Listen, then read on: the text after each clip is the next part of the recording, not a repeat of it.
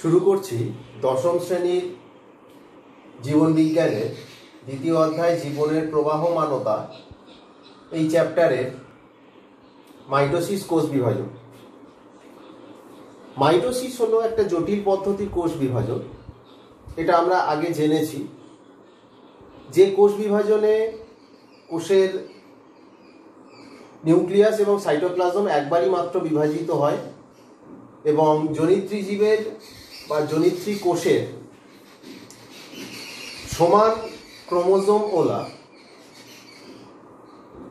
দুটি অপত্য কোষ সৃষ্টি হয়। অর্থাৎ এখানে একটা জনিত্রী কোষ থেকে দুটি অপত্য কোষ সৃষ্টি হচ্ছে। তো এই যে মাইটোসিস কোষ বিভাজন, এটা দুটো দশাতে সম্পন্ন হয়। একটাকে বলা হচ্ছে নিউক্লিয়াসের বিভাজন দশা, আরেকটা হলো সাইটোপ্লাজমের বিভাজন দশা। এই নিউক্লিয়াসের বিভাজন এবং সাইটোপ্লাজমের বিভাজন ঘটার ফলেই একটা কোষ দুটো কোষে রূপান্তরিত হয়। তো নিউক্লিয়াসের যে বিভাজন সেটা চারটে দশার মাধ্যমে ঘটে থাকে, এটা আমরা আগে জেনেছি। প্রথম দশা প্রোফেজ, দ্বিতীয় দশা মেটাফেজ, তৃতীয় দশা অ্যানাফেজ এবং চতুর্থ দশা টেলোফেজ। কোনো কোষ বিভাজন শুরু করার আগে, প্রোফেজ দশা শুরু করার আগে যে দশায় থাকে সেটা হচ্ছে ইন্টারফেজ দশা, যেখানে আমরা ক্রোমোজোমের এই গঠনগুলো দেখতে পাই না। সেখানে একটা প্যাঁচানো জালের মতন জিনিস আমরা দেখতে পাই, যেটা কোষের নিউক্লিয়াসের মধ্যে থাকে, যাকে আমরা বলি নিউক্লিয় জালিকা।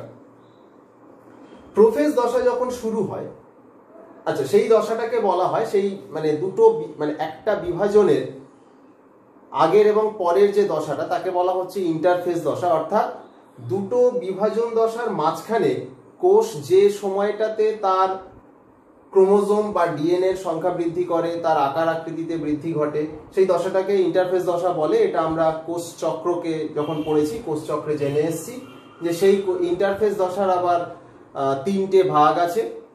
একটা বৃদ্ধি দশা, একটা সংশ্লেষ দশা এবং আরেকটা বৃদ্ধি দশা 2। বৃদ্ধি দশা 1, বৃদ্ধি দশা 2 এবং তার মাঝখানে সংশ্লেষ দশা। এই তিনটে দশা নিয়ে তৈরি হয়েছিল ইন্টারফেজ দশা। দুটো বিভাজন দশার মাঝখানের অংশটা হচ্ছে ইন্টারফেজ দশা। এটা অনেকটা লম্বা একটা দশা, কিন্তু বিভাজন দশা খুব সংক্ষিপ্ত এবং সেখানে আমরা দেখতে পাচ্ছি যে দুটো ঘটনা ঘটছে, ক্যারিওকাইনেসিস, সাইটোকাইনেসিস। ক্যারিওকাইনেসিসের চারটে দশা, প্রোফেজ, মেটাফেজ, অ্যানাফেজ এবং টেলোফেজ। প্রোফেজ দশা যখন প্রথমে শুরু হচ্ছে, আগে আমরা এই ছবিটা একটু জেনে নিই যে ছবিটাতে কোথায় কি আছে। ছবিটাতে উপরের দিকে দেখানো হয়েছে প্রাণী কোষের প্রোফেজ দশা, নিচের দিকে দেখানো হয়েছে উদ্ভিদ কোষের প্রোফেজ দশা। প্রাণী কোষের প্রোফেজ দশা এবং উদ্ভিদ কোষের প্রোফেজ দশা মোটামুটি একই, শুধু কোষের গঠনটা আলাদা। আর একটা জায়গায় আমরা পার্থক্য দেখতে পাচ্ছি, সেটা হলো সেন্ট্রিওলের উপস্থিতি, অর্থাৎ সেন্ট্রোজোম। সেন্ট্রোজোম দু প্রান্তে আছে দেখতে পাচ্ছি, কিন্তু উদ্ভিদ কোষে কিন্তু সেই সেন্ট্রোজোমের উপস্থিতি নেই। এটা বাদ দিলে দুটো দশার মধ্যে উদ্ভিদ কোষ এবং প্রাণী কোষের খুব একটা কোনো পার্থক্য নেই। মাইটোসিস কোষ বিভাজন প্রাণী কোষ এবং উদ্ভিদ কোষের মধ্যে যদি আমরা পার্থক্য দেখতে চাই, তাহলে দুটো জিনিসের পার্থক্য আমাদের চোখে পড়বে। একটা হচ্ছে বেমের গঠন পদ্ধতি, অর্থাৎ প্রাণী কোষের ক্ষেত্রে বেম কিভাবে গঠিত হয় এবং উদ্ভিদ কোষের ক্ষেত্রে বেম কিভাবে গঠিত হয়, এই দুটো পদ্ধতি একটু আলাদা।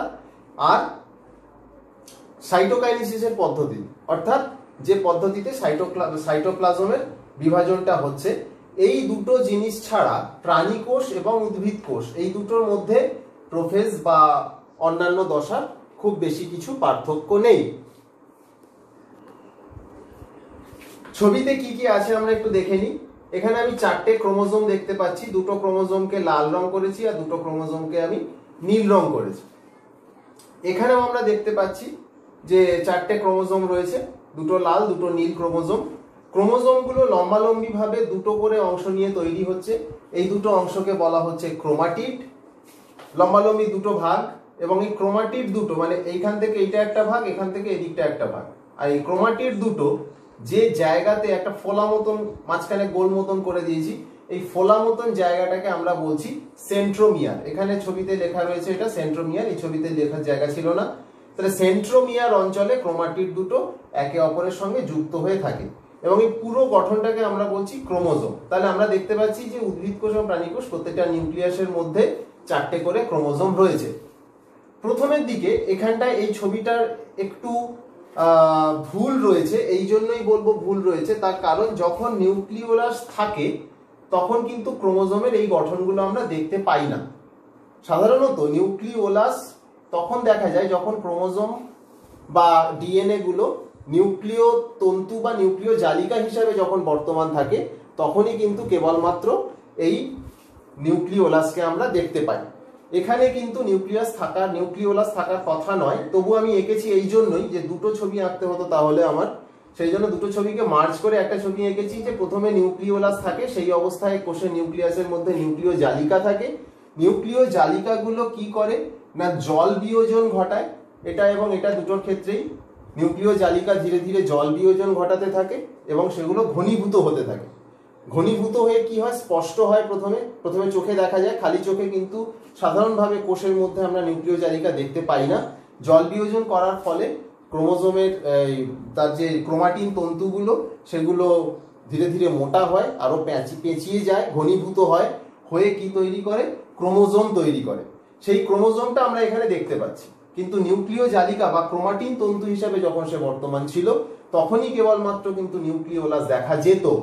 কিন্তু এক্ষেত্রে আমি নিউক্লিওলাসটা এঁকেছি, তার কারণ হলো এই পুরো ঘটনাটা যখন এই ক্রোমোজোমের গঠনটা তৈরি হয় তখন অলরেডি প্রোফেজ দশা শেষের পথে, এবং তখন কিন্তু ধীরে ধীরে নিউক্লিওলাস অবলুপ্ত হতে থাকে। যাই হোক, তাহলে প্রথমে কি হচ্ছে, ক্রোমাটিন তন্তুগুলো জল বিয়োজন করে মোটা হয়ে ক্রোমোজোমে পরিণত হচ্ছে। দ্বিতীয় যে ঘটনাটা ঘটছে সেটা হলো এই যে বললাম প্রতিটা ক্রোমোজোম লম্বালম্বি করে দুটো খণ্ড নিয়ে গঠিত, দুটো অংশ নিয়ে গঠিত। এই অংশগুলোকে আমরা বলছি ক্রোমাটিড। ক্রোমাটিড গুলো যে অঞ্চলে যুক্ত থাকছে তাকে আমরা বলছি সেন্ট্রোমিয়ার। এই যে ক্রোমাটিড গুলো যদিও এখানে আমি একটু ফাঁকা ফাঁকা করে এঁকেছি, কিন্তু এগুলো ঘন সন্নিবিষ্ট ভাবে থাকে, একে অপরকে খুব দৃঢ়ভাবে পেঁচিয়ে থাকে। এই পেঁচানোর যে পদ্ধতি তাকে বলা হচ্ছে স্পাইরালাইজেশন, এবং পেঁচিয়ে থাকে যেভাবে সেই গঠনটাকে বলা হচ্ছে প্লেকটোনেমিক কুণ্ডলী বা প্লেকটোনেমিক কয়েল, যে পেঁচিয়ে থেকে যে গঠনটা তৈরি করে, আর পদ্ধতিটা হচ্ছে স্পাইরালাইজেশন। আচ্ছা, উদ্ভিদ কোষের ক্ষেত্রে এটা নয়, এটা প্রাণী কোষের ক্ষেত্রে এবারে যে ঘটনাটা আমি বলবো, যে সেন্ট্রোজোম গুলোর বিভাজন আমরা দেখেছি গ্রোথ ফেজ 2 বা বৃদ্ধি দশা 2 হয়ে যায়। তো প্রতিটা সেন্ট্রোজোম গুলো এই দশাতে এসে দুভাগ হয়ে যায় এবং দুটো করে সেন্ট্রিওল কোষের দু প্রান্তের দিকে চলে যায়। প্রাণী কোষের ক্ষেত্রে, উদ্ভিদ কোষের ক্ষেত্রে কিন্তু এই ঘটনাটা ঘটে না। সেন্ট্রিওল দুটো করে, এদিকে দুটো সেন্ট্রিওল, এদিকে দুটো সেন্ট্রিওল দু প্রান্তের দিকে চলে যায়, তাদেরকে ঘিরে অ্যাস্ট্রাল রশ্মির আবির্ভাব ঘটে এবং এই অ্যাস্ট্রাল রশ্মিগুলো ধীরে ধীরে বড় হতে থাকে এবং বেম তন্তু গঠন শুরু করে। পুরোপুরি গঠন কমপ্লিট হয়ে যায় না, শুরু হয়। ঠিক একইভাবে উদ্ভিদ কোষের ক্ষেত্রে আমি আর ছবি এঁকে দেখাইনি, কি ঘটনাটা ঘটে না বেম তন্তু গঠন শুরু হয় কি থেকে, অনুনালিকা বা মাইক্রোটিউবিউলস থেকে। অনুনালিকা বা মাইক্রোটিউবিউলস কোথায় থাকে না সাইটোপ্লাজমের মধ্যে। সাইটোপ্লাজমের মধ্যে অনুনালিকা বা মাইক্রোটিউবিউলস থাকে, সেখান থেকে বেম তন্তু গঠন শুরু হয় উদ্ভিদ কোষের ক্ষেত্রে। আর প্রাণী কোষের ক্ষেত্রে সেন্ট্রোজোমটা বিভাজিত হয়ে দু প্রান্তের দিকে চলে যায়, দুটো সেন্ট্রোজোম তৈরি করে, প্রতিটা সেন্ট্রোজোমের মধ্যে দুটো করে সেন্ট্রিওল বর্তমান থাকে, তাকে ঘিরে অ্যাস্ট্রাল রশ্মি আসে, যে অ্যাস্ট্রাল রশ্মিগুলো থেকে বেম তন্তু তৈরি হয়। এই দশা যখন শেষ হয়ে আসে, যখন এরপরে আমরা মেটাফেজ দশার দিকে এগোবো, তখন আমরা দেখতে পাবো যে এর যে নিউক্লিওলাস সেটা অবলুপ্ত হয়ে গেছে, সেটা আর নেই এর মধ্যে, এবং যে নিউক্লিয় পর্দা সেটাও ধীরে ধীরে অবলুপ্ত হতে শুরু করেছে। এবং মেটাফেজ দশার শুরুতে গিয়ে আমরা দেখব নিউক্লিওলাস এবং নিউক্লিয় পর্দা পুরোপুরিভাবে বিলুপ্ত হয়ে গেছে এবং বেমতন্তু পুরোপুরিভাবে গঠিত হয়ে গেছে এখানে অ্যাস্ট্রাল রশ্মি থেকে। সেই জন্য এই ধরনের যে বেমতন্তু তাকে আমরা বলি অ্যাস্ট্রাল বেম। আর এখানে যেহেতু অ্যাস্ট্রাল রশ্মি থেকে তৈরি হয় না, মাইক্রোটিউবিউলস বা অনুনালিকা থেকে উদ্ভিদ কোষে তৈরি হয়, তাই উদ্ভিদ কোষের বেমতন্তুকে বলা হয় অ্যানাস্ট্রাল বেমতন্তু। পরবর্তী দশা মেটাফেজ, মাইটোসিসের ক্যারিওকাইনেসিসের দ্বিতীয় দশা। মেটাফেজ দশায় ছবিটা ঠিক কিরকম হয় সেটা আমরা এখানে দেখতে পাচ্ছি। আগের ছবিতে আমরা নিউক্লিওলাস এবং নিউক্লিয় পর্দা দেখেছিলাম, এখানে নিউক্লিওলাস এবং নিউক্লিয় পর্দা দুটো কোষের কোনোটাতেই নেই, সম্পূর্ণভাবে ভ্যানিশড হয়ে গেছে। এখন যেটা রয়েছে সেটা হলো বেম গঠন সম্পূর্ণ হয়েছে। প্রাণী কোষের ক্ষেত্রে বেম তৈরি হয়েছে সেন্ট্রিওলের অ্যাস্ট্রাল রশ্মি থেকে। সেন্ট্রিওলের অ্যাস্ট্রাল রশ্মিগুলো বড় হয়ে বেম গঠন করেছে। উদ্ভিদ কোষের ক্ষেত্রে অনুনালিকাগুলো বেম গঠন করেছে এবং বেমগুলো মেরু অঞ্চল থেকে কেন্দ্রের দিকে বিন্যস্ত হয়েছে। মেরু অঞ্চল থেকে কেন্দ্রের দিকে বিন্যস্ত হয়েছে। বেম গঠন সম্পূর্ণ, নিউক্লিয় পর্দা এবং নিউক্লিওলাস সম্পূর্ণভাবে ভ্যানিশ হয়ে গেছে। বেম তন্তু এখানে আমরা দু ধরনের দেখতে পাচ্ছি। একটাকে আমরা বলছি ক্রোমোজোমীয় বেম তন্তু, অর্থাৎ যে সলিড দাগগুলো দেওয়া রয়েছে এই দাগগুলোকে আমরা বলছি ক্রোমোজোমীয় বেম তন্তু। তার কারণ কি? কারণ এই প্রত্যেকটা বেম ক্রোমোজোমের সেন্ট্রোমিয়ারের সঙ্গে আটকে রয়েছে। প্রতিটা বেম, এই বেম তন্তুগুলো ক্রোমোজোমের সেন্ট্রোমিয়ারের যে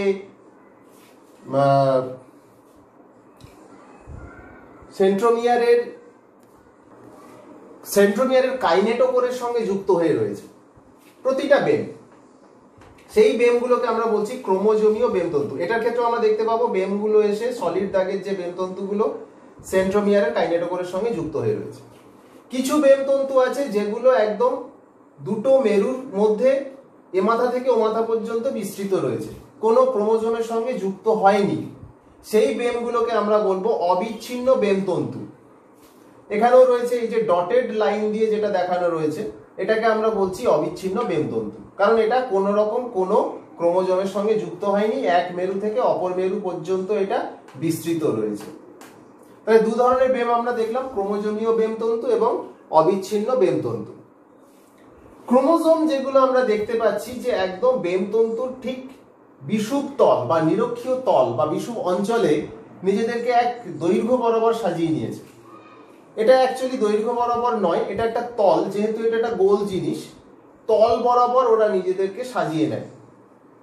দুটো ক্ষেত্রে একই ঘটনা ঘটতে দেখছি যে ক্রোমোজোমগুলো বেমের নিরক্ষীয় তল বরাবর নিজেদেরকে সজ্জিত করেছে এবং সেই অবস্থায় এসে কাইনেটোকোর দিয়ে বেমের সঙ্গে সেন্ট্রোমিয়ারগুলো যুক্ত হয়েছে।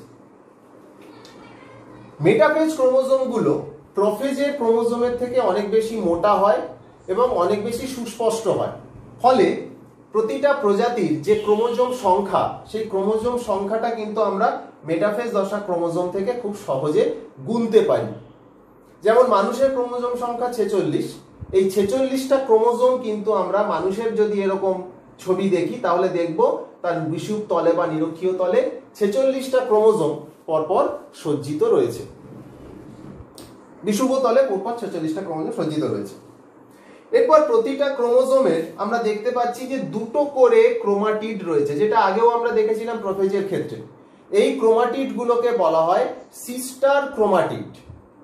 সিস্টার ক্রোমাটিড অর্থাৎ একই ক্রোমোজোমের দুটো করে ক্রোমাটিড, সেই জন্য এদেরকে আমরা বলছি সিস্টার ক্রোমাটিড। এছাড়া নন সিস্টার ক্রোমাটিড হতে পারে, সেটা আমরা মিয়োসিস পড়ার সময় জানবো।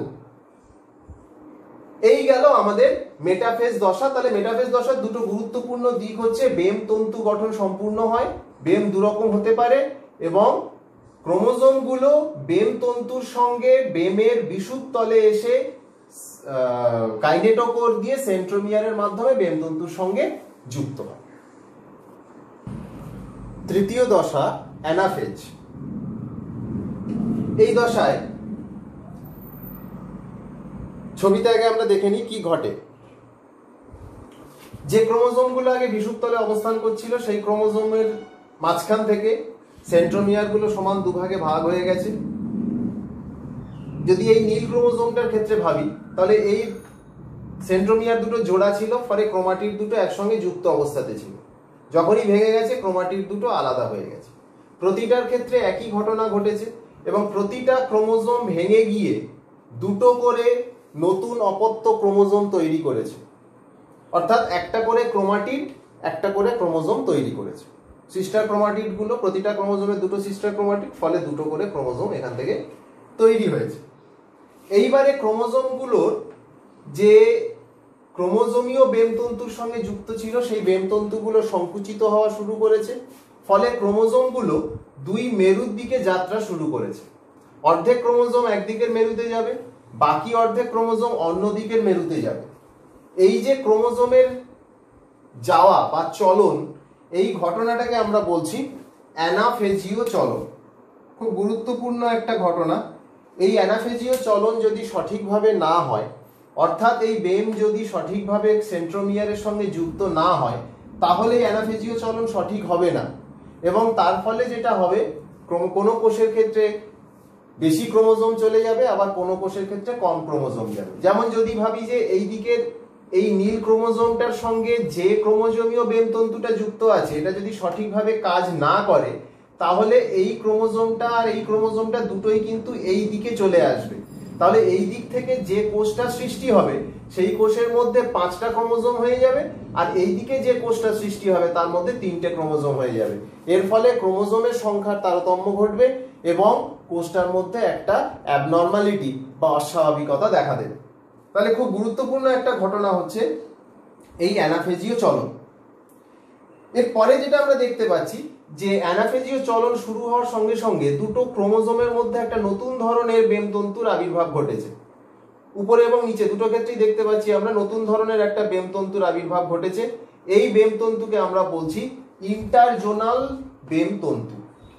ইন্টারজোনাল বেমতন্তু, এই ইন্টারজোনাল বেমতন্তু স্টেম বডি গঠন করে, যেটা কিন্তু সাইটোকাইনেসিসের সময় ভীষণভাবে প্রয়োজনীয়।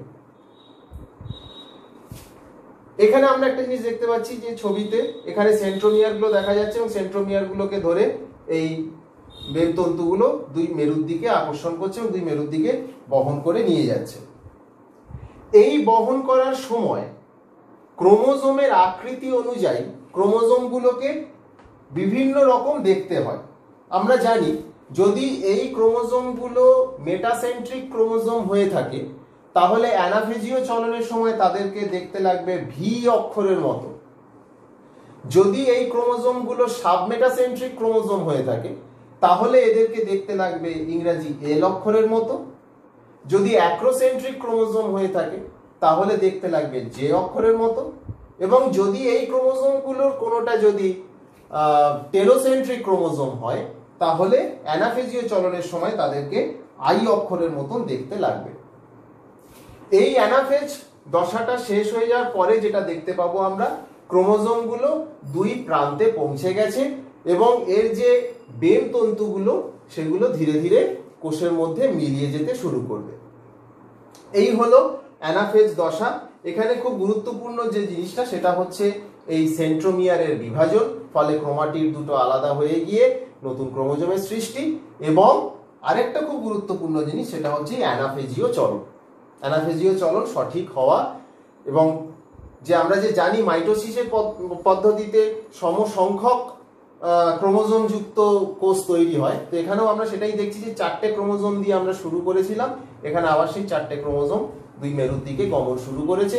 অর্থাৎ যে দুটো কোষ তৈরি হবে তাতে করে এই 4টে ক্রোমোজোমই কিন্তু বর্তমান থাকবে, এবং এই সমসংখ্যক কোষ সৃষ্টি হওয়ার জন্য সবচেয়ে বেশি দায়ী যে কোষ, যে দশাটি, সেই দশা কিন্তু অ্যানাফেজ দশা।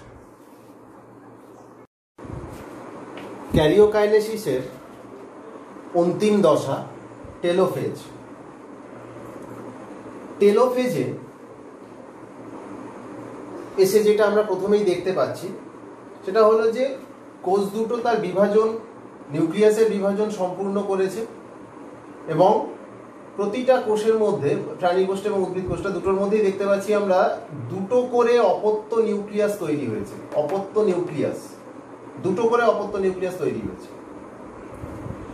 অপত্য নিউক্লিয়াস দুটো ভেতরে আমরা যেটা দেখতে পাচ্ছি যে ক্রোমোজোমের গঠন, যেটা আমরা সচরাচর দেখে অভ্যস্ত, সেই ক্রোমোজোমের গঠন আর দেখা যাচ্ছে না। এখানে ক্রোমোজোম জল শোষণ করেছে, তার যে কুণ্ডলী, সে কুণ্ডলী খুলে গেছে, তার ঘনীভবন কমে গেছে, তার যে পেঁচানো ভাব সেটা কমে গেছে, এবং সেটা সূত্রতে পরিণত হয়েছে, সুতোর মতন স্ট্রাকচার বা গঠনে পরিণত হয়েছে, যেটাকে আমরা বলছি ক্রোমাটিন সূত্র। এই ক্রোমাটিন সূত্র আরো জল গ্রহণ করে আরো জল শোষণ করবে, এবং সেটার কুণ্ডলী আরো খুলে যাবে, এবং ধীরে ধীরে সেটা নিউক্লিয় জালিকাতে পরিণত হবে। এখানে দেখতে পাচ্ছি আমরা যে ইন্টারজোনাল যে তন্তুগুলো ছিল, যে বেমতন্তু, ইন্টারজোনাল বেমতন্তুগুলো ছিল, সেগুলো পরবর্তী সময় স্টেম বডি গঠন করেছে এবং স্টেম বডি গঠন করে এখানে অবস্থান করছে। আর অন্যান্য যে বেম তন্তুগুলো ছিল, অর্থাৎ যে কন্টিনিউয়াস স্পিন্ডল ফাইবার যেটা ছিল বা যে ক্রোমোজোমীয় তন্তুগুলো ছিল, সেই সমস্ত ধরনের বেম তন্তু কিন্তু অবলুপ্ত হয়েছে। ইন্টারজোনাল বেম তন্তু অবলুপ্ত হয়েছে, শুধুমাত্র এই স্টেম বডি হিসাবে কিছুটা ইন্টারজোনাল তন্তু এখানটায় থেকে গেছে প্রাণী কোষের ক্ষেত্রে। উদ্ভিদ কোষের ক্ষেত্রে কিন্তু স্টেম বডি গঠিত হয় না। এখানে পুরো বেম তন্তু কিন্তু বিলুপ্ত হয় না, কিছুটা বেম তন্তু থেকে যায় বিষুব তলের কাছাকাছি অঞ্চলে। এখানে যেটা আমি লিখে দিয়েছি বেম, এই দাগগুলো বেম তন্তু এবং এটা বিষুব তলের কাছাকাছি বেম তন্তুগুলো কিন্তু থেকে গেছে। নিউক্লিয় পর্দা, যে নিউক্লিয় জালক বা যে ক্রোমাটিন সূত্রগুলো জল গ্রহণ করেছিল, সেগুলোর চারিদিকে নিউক্লিয় পর্দার পুনরাবির্ভাব ঘটেছে। প্রত্যেকটা ক্ষেত্রে কিন্তু আমরা নিউক্লিয় পর্দা দেখতে পাচ্ছি। নিউক্লিয় পর্দা আগের অবস্থাতে আবার নতুন করে চলে এসেছে। নিউক্লিওলাস গঠন করেছে, ক্রোমাটিন সূত্রগুলো আবার একে অপরের ঘন সন্নিবিষ্ট হয়ে নিউক্লিওলাস তৈরি করেছে।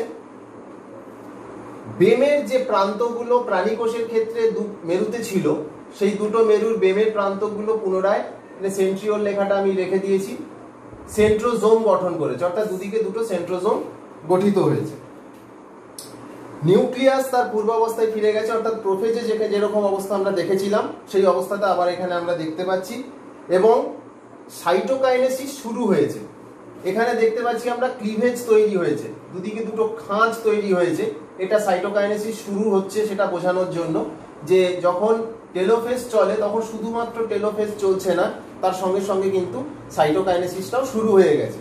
এখানেও আমরা দেখতে পাচ্ছি যে দুটো নিউক্লিয়াসের মাঝামাঝি বিষুব তল বরাবর এখানে কোষপাত গঠন শুরু হয়ে গেছে। সেল প্লেট বা কোষপাত যেটাকে আমরা বলছি, সেটার গঠন কিন্তু শুরু হয়ে গেছে এবং এইটা বরাবর কিন্তু এবারে সাইটোকাইনেসিস শুরু হবে। তো এখানে একটা জিনিস বলা ভালো যে টেলোফেজ এবং প্রোফেজে দুটো অপোজিট ঘটনা ঘটে। কি ঘটনা ঘটে? প্রোফেজে আমরা দেখেছিলাম ক্রোমাটিন সূত্রগুলো জল বিয়োজন করে ঘনীভূত হয়, আরো কুণ্ডলীকৃত হয়, হয়ে ক্রোমোজোম তৈরি করে। এখানে এসে আমরা দেখছি সেটা জল শোষণ করছে, ঘনীভবন কমে যাচ্ছে, কুণ্ডলী ভাবটা কমে যাচ্ছে এবং সেটা ধীরে ধীরে খুলে যাচ্ছে, গিয়ে আবার পুনরায় ক্রোমাটিন সূত্র, ক্রোমোজোম থেকে ক্রোমাটিন সূত্র তৈরি হচ্ছে। আরো একটা জিনিস এখানে আমরা প্রোফেজের ক্ষেত্রে দেখেছিলাম যে সেখানে নিউক্লিওলাস এবং নিউক্লিয় পর্দা অবলুপ্ত হয়েছিল। এখানে দেখছি আবার সেই নিউক্লিওলাস এবং নিউক্লিয় পর্দা পুনরাবির্ভাব ঘটছে। তাহলে এই হচ্ছে টেলোফেজ এবং এই ঘটনাটা কিন্তু ক্যারিওকাইনেসিসের একদম শেষ ঘটনা। এবারে আমরা যেটা দেখব সেটা হচ্ছে মাইটোসিসের যে দ্বিতীয় ধাপ অর্থাৎ সাইটোকাইনেসিস, সেটা এবারে কিভাবে ঘটে, উদ্ভিদ কোষের ক্ষেত্রে কিভাবে ঘটে, প্রাণী কোষের ক্ষেত্রে কিভাবে ঘটে, সেটা এবার আমরা এখানে ছবির মাধ্যমে দেখে নেব। সাইটোকাইনেসিস, আমরা প্রথমে প্রাণী কোষের সাইটোকাইনেসিসটা দেখছি। এটা প্রাণী কোষের ঘটনা।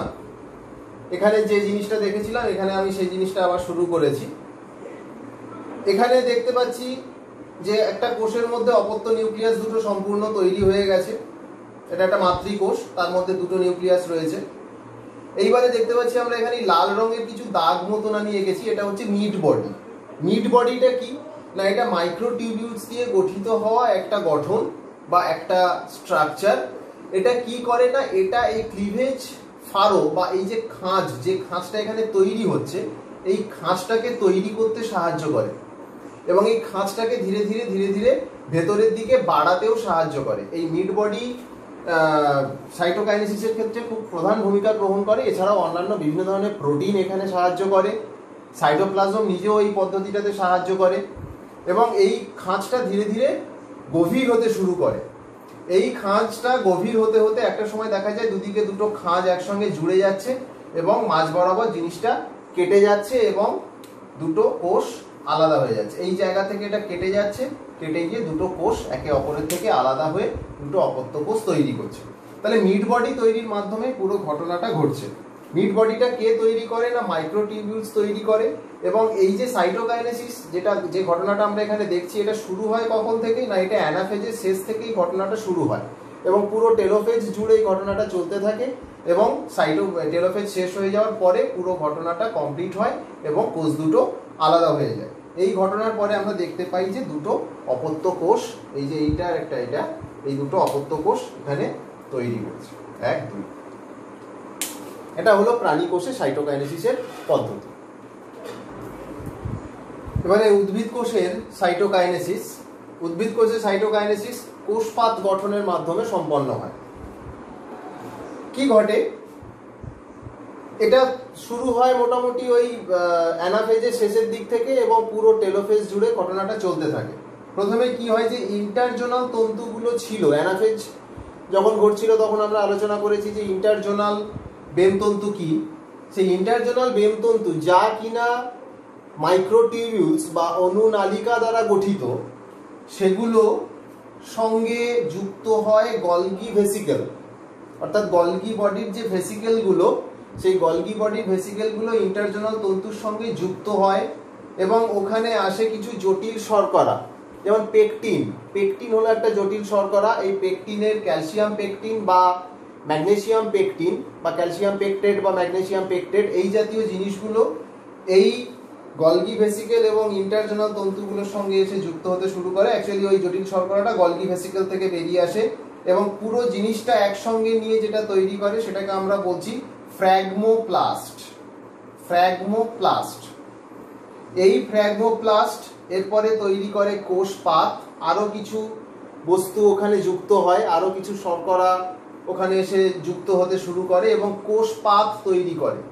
এই কোষপাত তারপরে তৈরি করে মধ্যচ্ছদা এবং মধ্যচ্ছদা থেকে তৈরি হয় কোষ প্রাচীর। এইভাবে এখানে দেখতে পাচ্ছি আমরা নবনির্মিত কোষ প্রাচীর, অর্থাৎ কোষপাত থেকে নবনির্মিত কোষ প্রাচীরটা তৈরি হয়েছে এবং এই কোষ প্রাচীরটা কোষের সাইটোপ্লাজমকে সমান দুটো ভাগে বিভক্ত করেছে এবং কোষের মধ্যে যা কিছু থাকে, যা কিছু কোষ অঙ্গাণু, সেগুলো সমান দুভাগে বিভক্ত হয়। ঠিক একইভাবে আমরা প্রাণী কোষের ক্ষেত্রেও কিন্তু তাই সেই ঘটনাটাই দেখব যে কোষের মধ্যে যা যা কোষ অঙ্গাণু থাকে সেটা দুটো কোষের মধ্যে সমানভাবে বিভক্ত হয়ে যায়, অর্থাৎ কোষ দুটোর সাইজ মোটামুটি রকমভাবে এক সমানই হয়ে থাকে। তো সাইটোপ্লাজম যখন মাঝখান থেকে এরকম বিভাজিত হয়ে গেল, কোষ প্রাচীর যখন সাইটোপ্লাজমটাকে বিভাজিত করে দিল, ফলে আমরা দুটো অপত্য কোষ পেয়ে যাচ্ছি। তাহলে এই হচ্ছে সাইটোকাইনেসিসের পদ্ধতি উদ্ভিদ কোষের ক্ষেত্রে।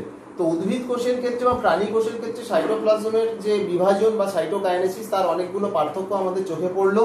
তো এখানে একটা জিনিস বলার বিষয়, সেটা হচ্ছে প্রাণী কোষের যে সাইটোপ্লাজমের পদ্ধতি সেটা কিন্তু ক্লিভেজ পদ্ধতিতে হয় এবং উদ্ভিদ কোষের সাইটোপ্লাজমের পদ্ধতি কিন্তু কোষপাত গঠনের মাধ্যমে ঘটে থাকে। তো এই পার্থক্যটা পরীক্ষায় আসে। তোমরা এই যা পড়ালাম এখান থেকে তোমরা পার্থক্য তৈরি করার চেষ্টা করো এবং এখানে একটা জিনিস একটু মনে রেখো যে যদি এই সাইটোপ্লাজমের বিভাজন না ঘটে, অর্থাৎ প্রাণী কোষের ক্ষেত্রে যদি ক্লিভেজ পদ্ধতিতে সাইটোকাইনেসিস না ঘটে এবং এখানে যদি কোষপাত গঠনের মাধ্যমে সাইটোকাইনেসিস না ঘটে, তাহলে কি হবে? তাহলে যে ঘটনাটা ঘটে সেটা হবে একটা কোষের মধ্যে আমরা একাধিক নিউক্লিয়াস দেখতে পাবো। এই একাধিক নিউক্লিয়াস যুক্ত উদ্ভিদ কোষকে বলা হয় সিনোসাইট এবং একাধিক নিউক্লিয়াস যুক্ত প্রাণী কোষকে বলা হয় সিনসাইটিয়াম। একাধিক নিউক্লিয়াস যুক্ত উদ্ভিদ কোষকে বলা হয় সিনোসাইট এবং প্রাণী কোষকে বলা হয় সিনসাইটিয়াম। তোমরা এই জিনিসটা একটু মনে রেখো, এটা পরীক্ষায় প্রশ্ন আসে যে যদি কোষ বিভাজনের পরে সাইটোকাইনেসিস না ঘটে তাহলে কি হবে। সেক্ষেত্রে এই নাম দুটো তোমরা একটু মাথায় রাখার চেষ্টা করো। আমি দরকার হলে একবার লিখে দিচ্ছি। আমি এখানে লিখে দিয়েছি যে যদি সাইটোকাইনেসিস না হয় তাহলে কি হবে না, বহু নিউক্লিয়াস যুক্ত কোষ সৃষ্টি হবে, অর্থাৎ একটা কোষের মধ্যে নিউক্লিয়াসের বিভাজন অনবরত হয়ে যাবে, কিন্তু সাইটোকাইনেসিস না হওয়ার জন্য নিউক্লিয়াসগুলো আলাদা আলাদা কোষে বন্টিত হতে পারবে না, ফলে বহু নিউক্লিয়াস যুক্ত কোষ তৈরি হবে। তো এরকম বহু নিউক্লিয়াস যুক্ত উদ্ভিদ কোষকে আমরা বলে থাকি সিনোসাইট এবং বহু নিউক্লিয়াস যুক্ত প্রাণী কোষকে আমরা বলে থাকি সিনসাইটিয়াম। এটা কখন ঘটতে পারে না, যখন কোষচক্রের যে চেক পয়েন্টগুলো, অর্থাৎ যে বিন্দুতে কোষচক্র নিয়ন্ত্রিত হয়, আমরা কোষচক্র পড়ার সময় চেক পয়েন্ট পড়েছি, সেই বিন্দুগুলোতে যদি নিয়ন্ত্রণ হারিয়ে যায় তাহলে কোষের এই বিভাজন এত দ্রুত হতে থাকে যে ইন্টারফেজটা প্রায় থাকেই না, পরপর পরপর বিভাজন হতেই থাকে, মাইটোটিক ফেজটা অনবরত চলতে থাকে।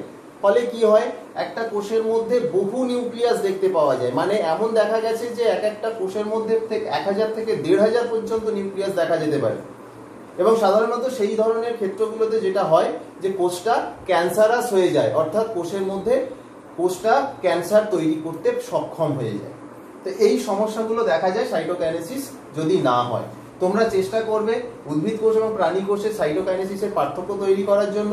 উদ্ভিদ কোষ এবং প্রাণী কোষের মাইটোসিসের কি কি পার্থক্য আমরা দেখতে পেলাম, মাইটোসিস কোষ বিভাজনে কি কি পদ্ধতিগত পার্থক্য দেখতে পেলাম, সেগুলো তোমরা লিপিবদ্ধ করার চেষ্টা করবে। ধন্যবাদ সকলকে। এখন জানবো মাইটোসিসের তাৎপর্য বা গুরুত্ব। অনেক ধরনের তাৎপর্য বা গুরুত্ব আছে, তার মধ্যে কতগুলো খুব গুরুত্বপূর্ণ গুরুত্ব হলো বৃদ্ধি বা সামগ্রিক বৃদ্ধি।